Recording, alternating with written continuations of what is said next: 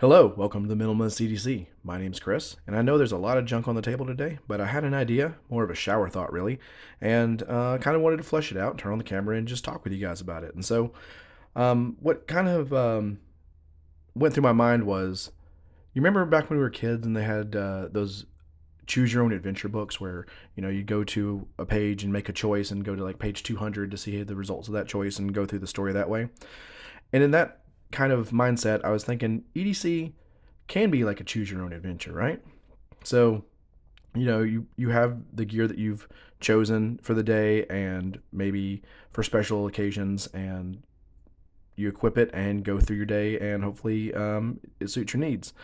And so it kind of got me thinking, like, our dads and grandfathers, what their EDC was is like you had your one belt, you had your one watch, maybe you got from 10 years of service at the company you worked for, that one buck knife or case knife, wallet that is bifold or trifold that has served you well for 20 years. And everyday carry meant you actually carried that stuff every single day.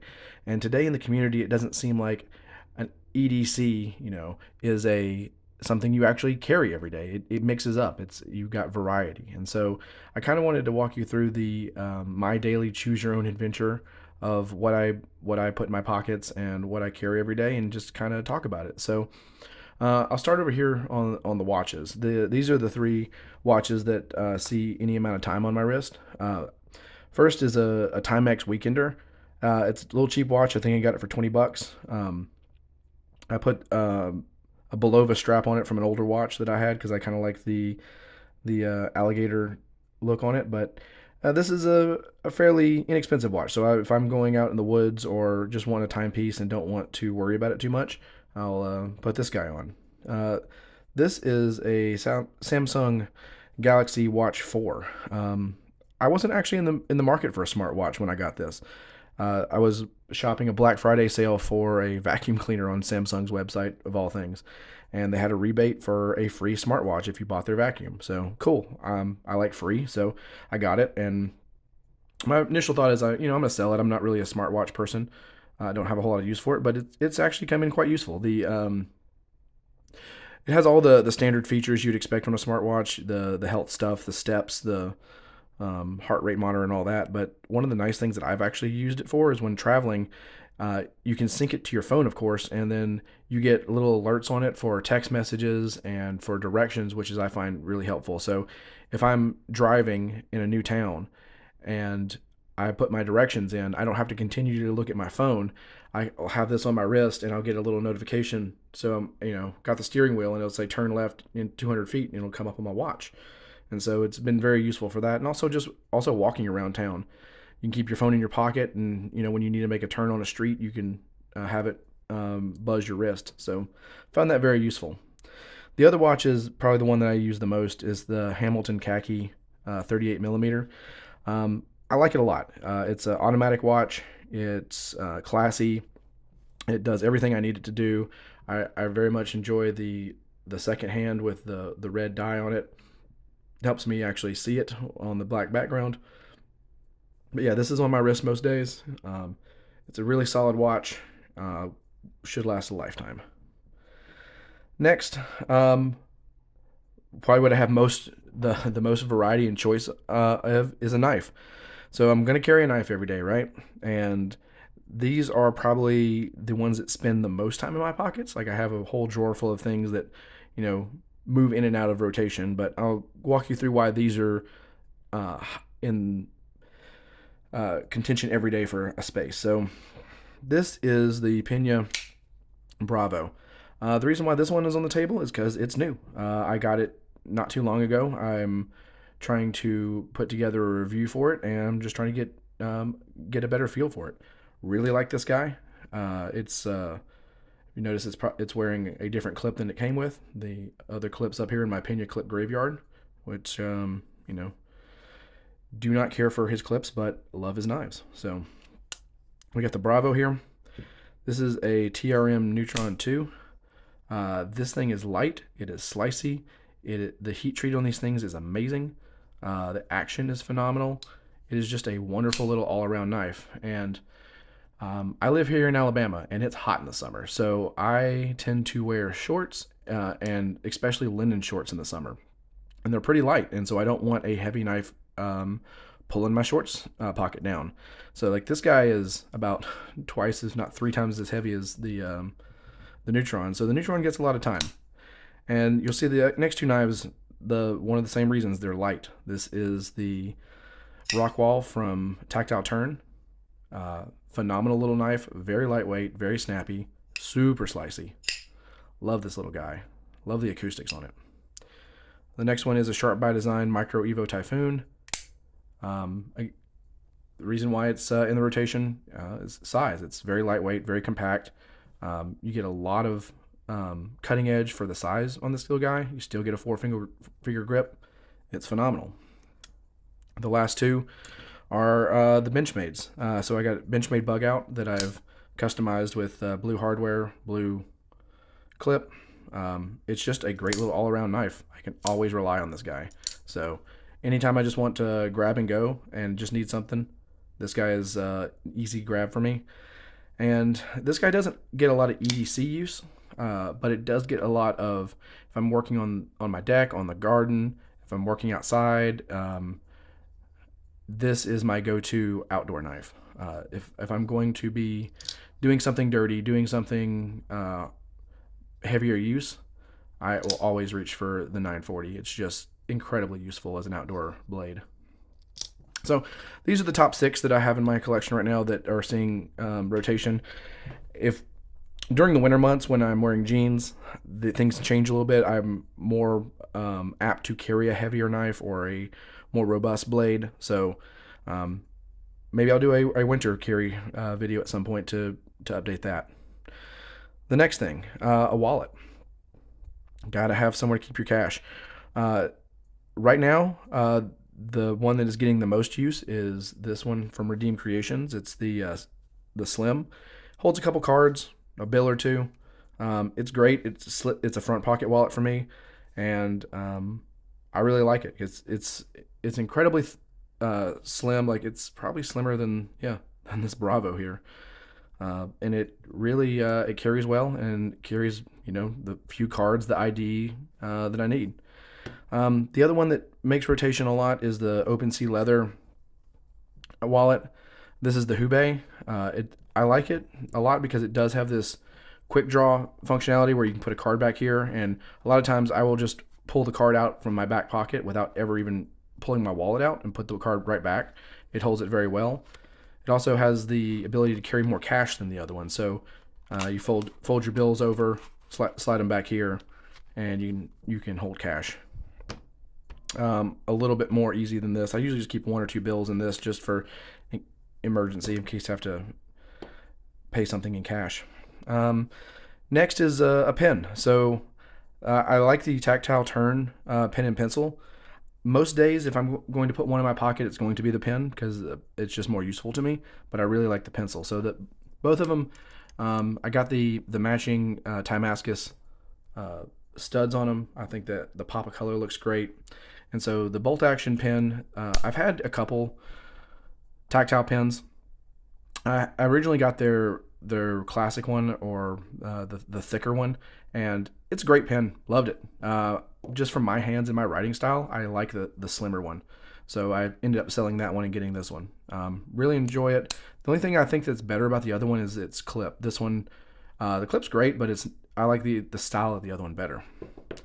And pencil, it's very similar. Instead of a bolt action, it's a side click. It's the only complaint about this is it's the because of the need for the eraser. There's a lot riding out of your pocket if you've clipped this, and so aesthetically it doesn't look as great, but mechanically, phenomenal tool. And so one of the things that always ends up in my pocket is car keys. And so with my car keys, I have to have a key fob. I would love it if I could use an app or something to start my car and not have to have this in my pocket. But as long as I do, I will have a little tool on here. And so I saw this on a review from Nick Shabazz's channel, and go check that out if you're interested.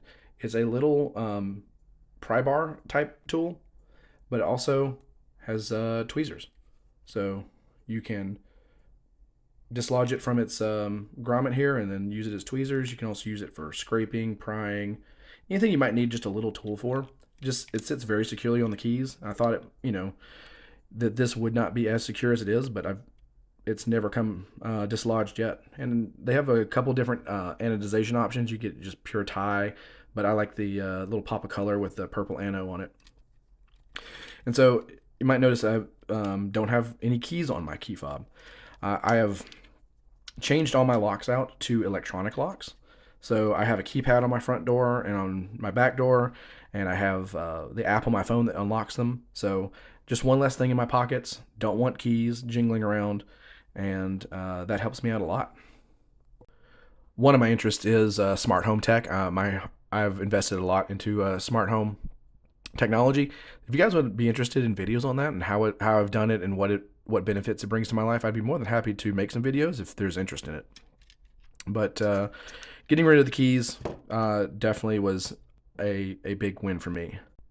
So the next things are some items that don't travel with me every day, but are incredibly useful, and in any given day, they're likely to find their way into my pocket for various reasons. And so we'll start with the multi-tool here. This is the SOG Power Pint. It's a wonderful little tool. It's compact. It has a lot of utility. All the tools are locking with this little system on the back here, where if you were to pull out, say, the little Wharncliffe blade here, you actually have a locked blade until you release it with the back spring. I enjoy having the safety of a locking tool. Also, you got the wire cutters in the jaw. You have a decent set of pliers, and one of the things that I think I find very useful here is the bit driver here. So I keep a set of bits in my car, always have them available. But with this, you can take a standard bit, place it in here, clamp it, and then you have a screwdriver. So incredibly useful little tool. I don't carry it every day. I don't need it every day. But if I know that I'm going to be working on something mechanical or out in the woods and I need a set of tools like this guy is my go-to because it's lightweight, it's compact, and it gets the job done. Next is a flashlight. So I know a lot of guys carry a flashlight every day. It's not really in my kit every day because I just don't need it. I have a flashlight on my phone, which is also very much part of my EDC, which is a Pixel 6. It's what's recording right now. But I like this little guy. Aesthetically, I like the milling on it. I like the titanium. It fits with the aesthetic of a lot of my other titanium forward pieces. And the functionality is great because the first click when you activate it activates basically a moonlight beam, which is very low power. So if I'm just looking for something on the floor in the dark, I don't light up everything and blind everybody. It's very useful to have that low power first, and then you can click it again a second time to get the high power beam, which is necessary at times. But this is the Olight i3TEOS titanium. I think it was under $40. It was fairly cheap for what you get. A little powerful little light, very useful. I like the clip, the fact that you can pocket clip it and hat brim click it if you need to be hands-free with a hat on. Really useful little tool. The next thing I'm going to talk about is the headphone situation. So these right here are the Jabra 75 Elite headphones. These are the ones that I actually picked out for myself. I did a lot of research on like AirPods and Samsung and all the different ones that were out there, and landed on these. They had a really good benefit for the price. They have active noise canceling, which is wonderful. They have hear through, which uses the outside microphones on them to amplify the sound to push it through your ear. So let's say I'm in the store shopping and listening to music, and then want to check out. I just click the button. It pumps in sound from my surroundings. Lets me hear the cashier while I'm checking out. Click another button, drown out the outside world, go back to my music. Love these a lot. They are pretty stellar.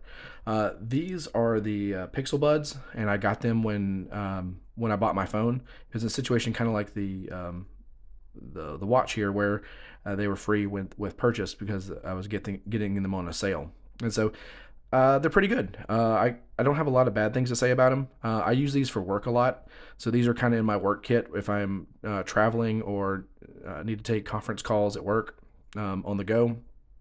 I just pop these in, sync them with my laptop, and good to go.